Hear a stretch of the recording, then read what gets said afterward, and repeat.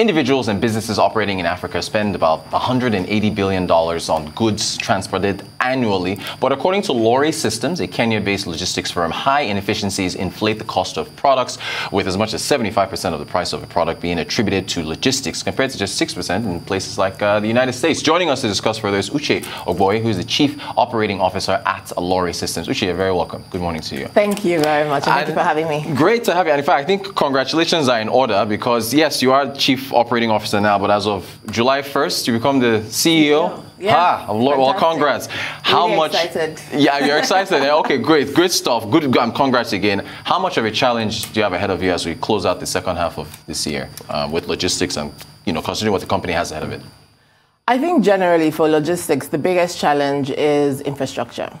Right? And, the goods move on the roads. Right. And so that's the biggest challenge that the sector sees, as well as security, which has become a big issue now. Just ensuring that cargo can move from point A to point B without any issues. So that's something, obviously, for the government to focus on. On the private sector side, one of the things that we're solving is access to data, right? And that you can look at from various points. We've seen data sit in silos, from where the customer is to the transporter to the, the ports. Everything is sitting in silos. And what our platform is doing is aggregating all of that data to allow people make data-driven decisions. Apologies. Okay. And so, when you speak to customers, they'll tell you there are no trucks, we're having issues sourcing trucks. But really, the truth is, there's just very low utilization. In Nigeria, it's as low as 4% compared to about 80% in other countries. Wow. And so just by driving efficiencies, letting truckers know where cargo is, letting cargo owners know where truckers are, you can up to 20x supply. Okay. And so those are some of the things that we're doing.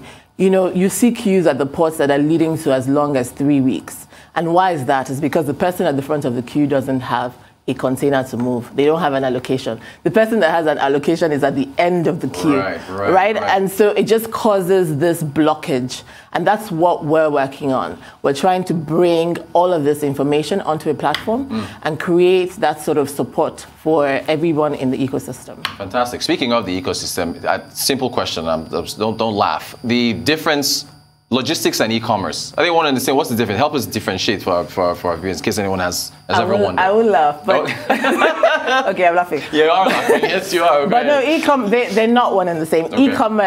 E-commerce rides off the rails of logistics, right? So e-commerce is buying and selling online, whereas logistics is the fulfillment of such. Logistics is the movement of things from point A to point B. Okay. So you can't complete the e-commerce chain without logistics. Fantastic. Essentially, yes. We're just talking aviation in the last segment. As far as the most hard-hit sectors between aviation, entertainment, hospitalities, how bad is logistics hit with the COVID, as far as the COVID pandemic is concerned? So I think we were one of the less hit sectors, thankfully, and that's because most of what we're moving is essential goods. And so essential goods had to move during that time.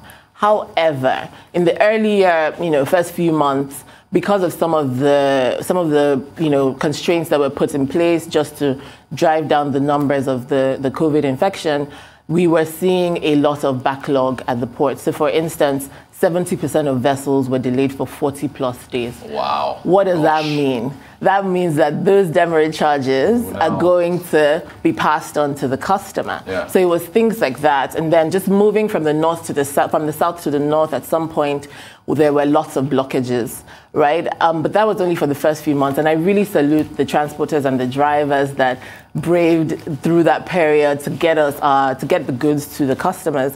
And we just continued to make sure that they were protected, they had the right gear, and just continue to work with institutions like the World Bank and TBI to advise governments on policies that ensured that some of these things that they were putting in place didn't cripple the economy. And, we started to see them ease off over the next few months. So less hit than the others, really. Okay, good. So that's good. What about the challenges facing logistics pre-COVID? Pre-COVID, Yeah. pre-COVID, and now Exactly. Put it all together. I mean, I think I addressed the major one. Infrastructure. Yeah. Infrastructure. That's the biggest challenge, and we'll continue to work with the government to give them the data that they need to understand what needs to be developed, where, how cargo is moving, and where the most important routes are. We'll continue to support the government to do that. Right. But I think that's the biggest challenge. Really making sure that we have intermodal transportation, and as we even look to Africa, it's important that we ensure that there's connectivity within the country and across different countries on the continent. But then the second thing, as I said, the biggest one is data, and that's what we're solving.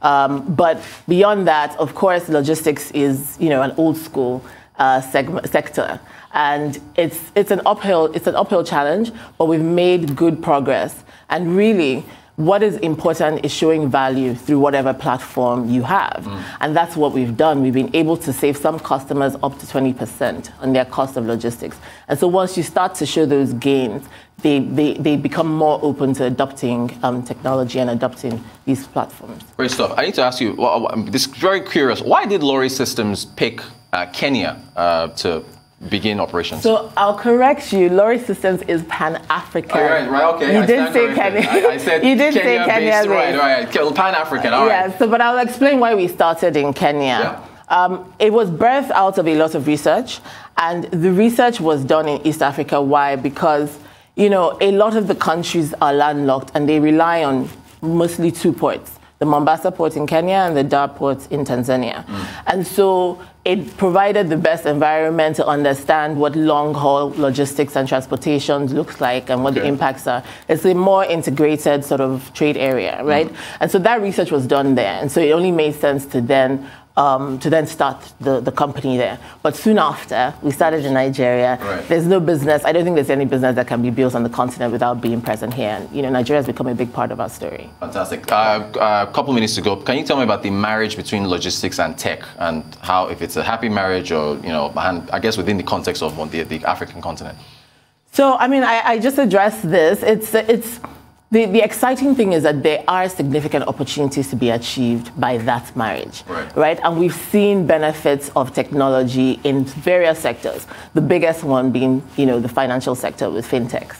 It's forced with a number of challenges, but there's a lot of benefit to be gained by technology. And so some of the things that I mentioned to you earlier about data and just driving those sort of benefits through technology, they stand to be gained in the logistics space as well. The challenge that we find is, again, adoption. But as we continue to prove the value of our platform and platforms like ours, then we believe that there will be increased adoption, and therefore we'll be able to really bring this value to the logistics space. All right, so as far as an outlook, that sounds optimistic. What is, I guess, your outlook for as you go into the second half of the year, and any headwinds that could, cloud the path to where you're going? Yeah. No, so outlook is definitely bullish, and we're really excited about the AfCFTA. Still a long way to go, but a great place that we've started, a great thing that we've started, and really excited about what that holds. I mean, there's so many numbers out there. It's been said that it's going to increase interregional trade by about 80%, and we're at the forefront of that. And we think that technology in logistics is going to be important for that to succeed. So really excited about that going forward. Some of the headwinds, again, is probably things like security, and just hoping that can come under control, so that goods can move easily from point A to point B. Fantastic stuff. Uche Ogboi, Chief Operating Officer and CEO in waiting. Yeah, CEO in waiting, effective July 1st of Lorry Systems. Thank you so much for joining us. Thank you very much for having me. We'll have to have you back.